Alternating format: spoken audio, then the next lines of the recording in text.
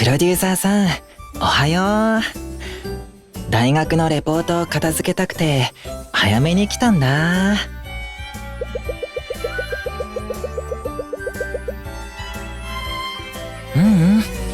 もう遂行の段階に入ってるから大丈夫。プロデューサーさんっていつも僕の大学生活のことまで気にしてくれるよね。おかげでアイドルも大学生もやれてるよ。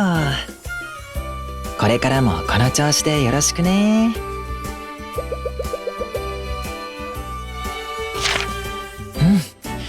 レポートの完成は見えてきたかな。プロデューサーさんも来たことだし、ちょっと早いけど仕事の話を始めようか。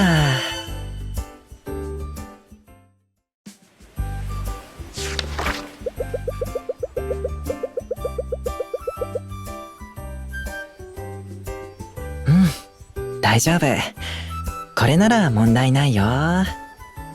最近忙しくなってきたのはアイドルの仕事が少しずつ増えてきたからだし嬉しいな。でも親に学費を払ってもらってるから、これからも大学の単位や出席回数には注意したいな。アイドルも学業も問題なくやって2人を安心させておかないとね。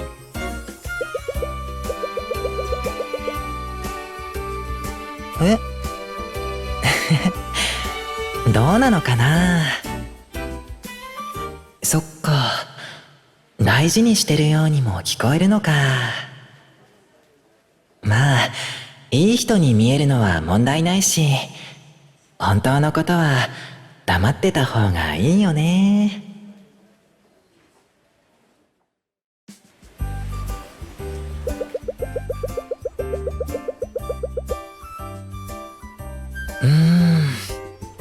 大変な人もいると思うけど、僕の場合は兄さんと同居してるからな。兄さんと一緒だと料理や掃除を教えてもらえるから便利だよ。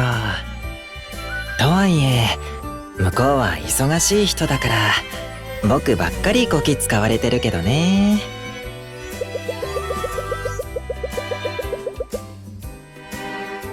そうそう、2人で住めば家賃も節約できるし、体調が悪くなった時もお互いをフォローできるし、これなら実家を離れていても大丈夫だよね。って2人にも同じように説明したな。大学進学の時は苦手な実家を出るチャンスだと思ってあれこれ言い訳を考えたっけ。両親を大切にされているんですねか。そんなふりをしてるだけで実際は自分のわがままを押し通してるだけなんだよね。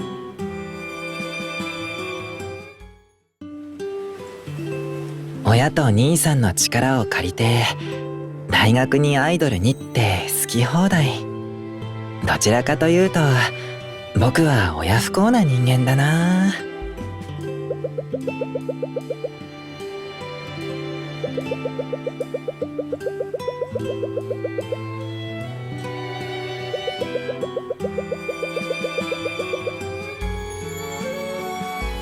例えば僕はアイドルなのにみんなよりも運動能力が低くて、この前やったダンスレッスンで一人だけ居残りになった時みたいに。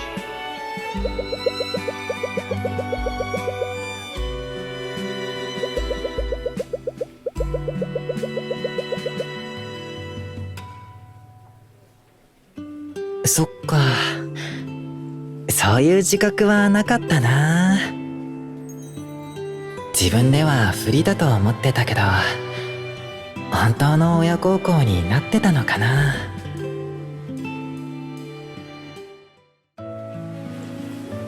そういえば両親に言われたんだ。最近テレビや雑誌で元気な様子がわかるようになって嬉しいって。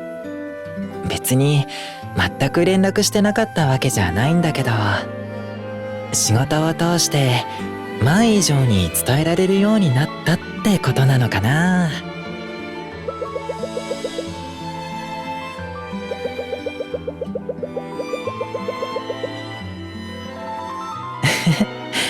心強いな。プロデューサーさんがいるなら僕も両親も安心だね。それにプロデューサーさんと努力し続ければ、いろんなできてるふりが本当に変わっていくのかも。プロデューサーさんにも安心してもらえるよう僕も頑張らなくっちゃね。